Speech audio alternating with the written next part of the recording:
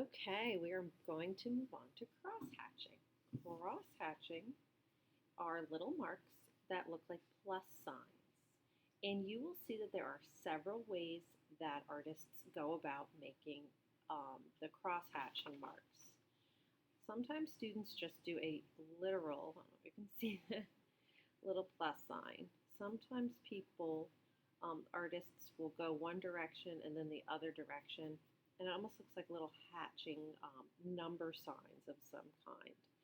Um, but the idea is that there are multiple directions, two directions for cross hatching, one direction crosses over the other, that are layered, thinking about density for the darker areas, more dense, more dark, less dense, and lighter.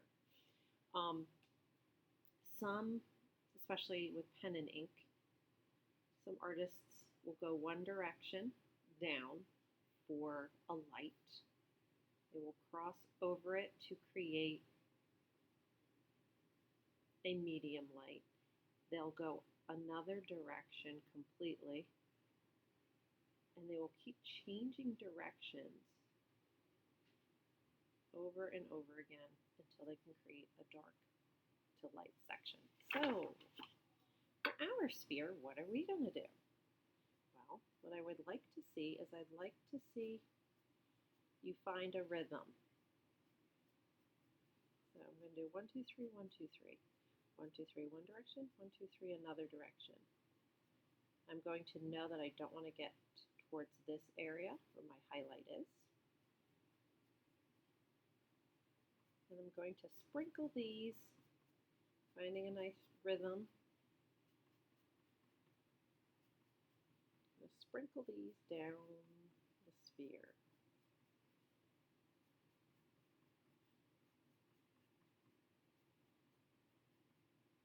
Trying to find a rhythm. You'll understand what I mean as you try to make these marks, because you have to really kind of stop and concentrate when you make these marks.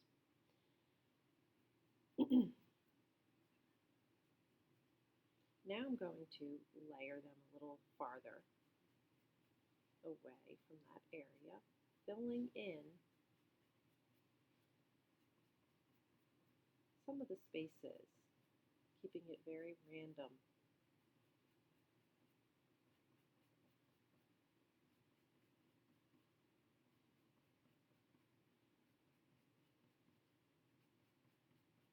I'm going to keep squinting my eyes, checking.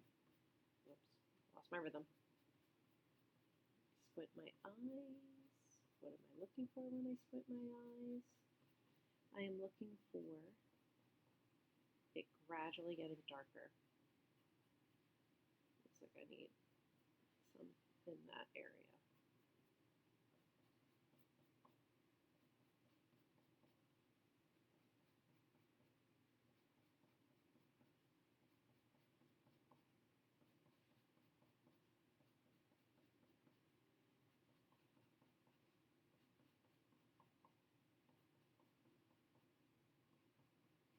And it's okay if they touch.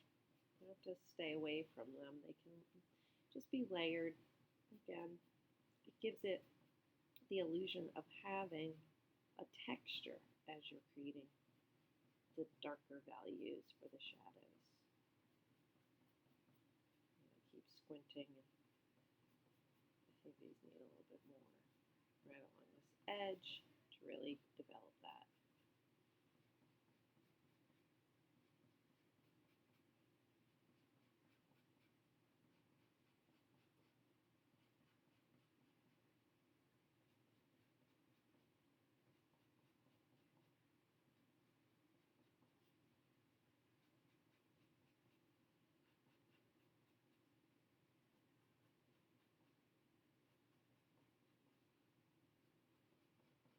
One thing I notice that I do when I crosshatch is I do press lightly up here in this area for these hatch marks, and I do gradually start to press harder for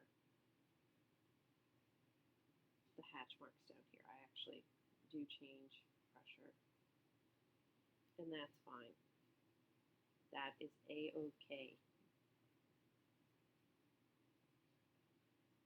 It helps fade and create that illusion.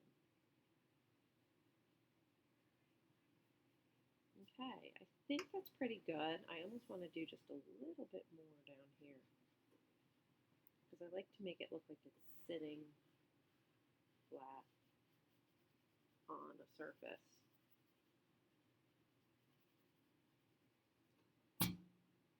And I know the hatching one still could get developed more. So that's probably a 3 out of 4. This one's really close to being a 4 out of 4. I think it's probably pretty believable.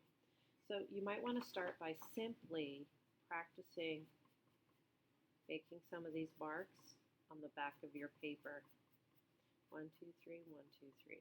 Just to get the feeling, the rhythm of it before you turn your paper over to work on your hatching. Have fun.